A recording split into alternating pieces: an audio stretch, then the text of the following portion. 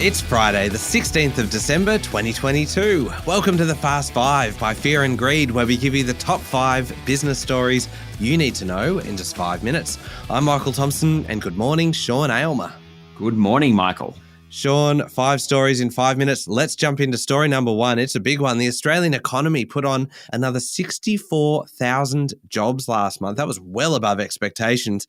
And the unemployment rate came in at 3.4% again, its lowest level in almost half a century. Let's half a century. I like that. I was going to say 48 years, half a century. Let's go with that. It sounds much more impressive, doesn't it? It does. It certainly is a hot labour market, and that matters because when people have jobs, they spend money. Yesterday, Employment Minister Tony Burke welcomed the numbers but said there was still a long way to go to improve wages. So why did the unemployment rate not fall lower when there were so many new jobs?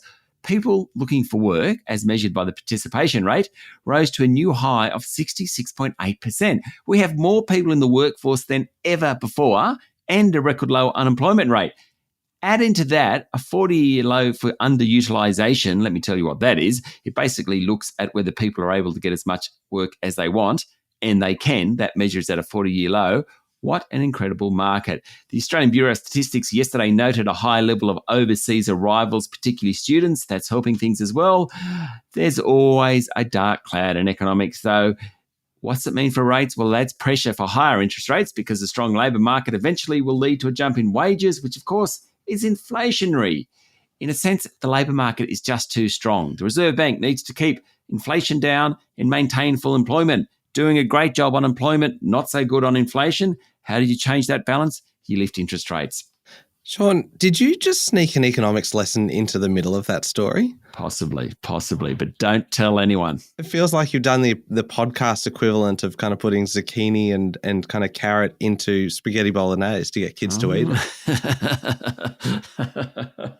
Moving on. All right, story number 2, Sean. This is really about many of us who when you're taking a new job, you don't actually think that much about the superannuation component necessarily, and we're often kind of happy for our 10% to go to whichever fund our new employer wants to send it to. But the Prudential Regulator has revealed that about 800,000 people are in funds delivering significantly poorer returns. Yes, the annual Australian Prudential Regulation Authority table of poorly performing default super funds was released yesterday, and, drumroll, Energy Industry Superannuation Scheme took the unwanted title of worst default product. The best was UniSuper. Go to apra.gov.au and you can check out how your super fund went. Since its inception 3 years ago, these tables have put pressure on super funds to do better. In fact, APRA reckons about $210 million in fees have been saved because of it, and 28 MySuper products have closed since APRA began the exercise. The highlight for me in that one was your half-hearted attempt at a drum roll. I stopped myself. Yeah, but we still caught it on tape.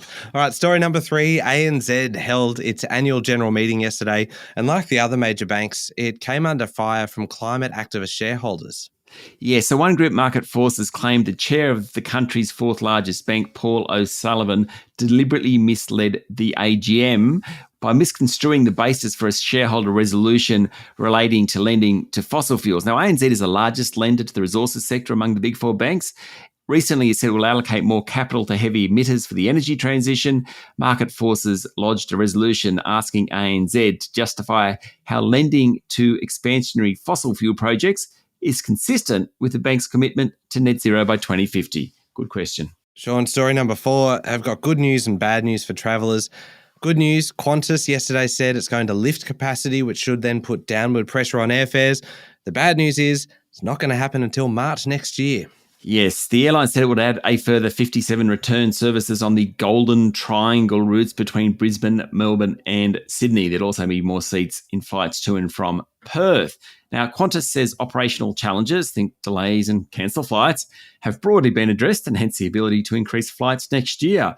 Big problem still for the airlines, Virgin as well, is that jet fuel prices remain high. They are down more than 20% since early November. However, they do put on a lot of cost for them. Virgin is also putting on more flights. It'll commence flights from Cairns to Japan early in the new year. All right, last one. Story number 5. US authorities have charged 8 people in a social media pump and dump stock scheme where they earned $100 million by allegedly ramping stocks. Yes, this is the 2022 version of The Wolf of Wall Street. The Securities and Exchange Commission alleges that from early 2020 to April this year, the men who had a combined following of 1.5 million on Twitter ran a pump and dump scheme, promoting themselves as successful traders and encouraging followers to buy certain stocks. Then as prices rose, they'd sell out without disclosing the plans. Moral of the story, as we've said before, get professional advice before investing. Simple as that. Indeed. All right, there we go. The top 5 business stories in 5 minutes. Thank you, Sean. Thank you, Michael. It's Friday, the 16th of December, 2022. Remember to hit follow on the podcast. And if 5 minutes isn't enough for you, you can find our longer daily show called Fear and Greed wherever you listen to podcasts. I'm Michael Thompson, and that was the Fast 5 by Fear and Greed. Have a great day.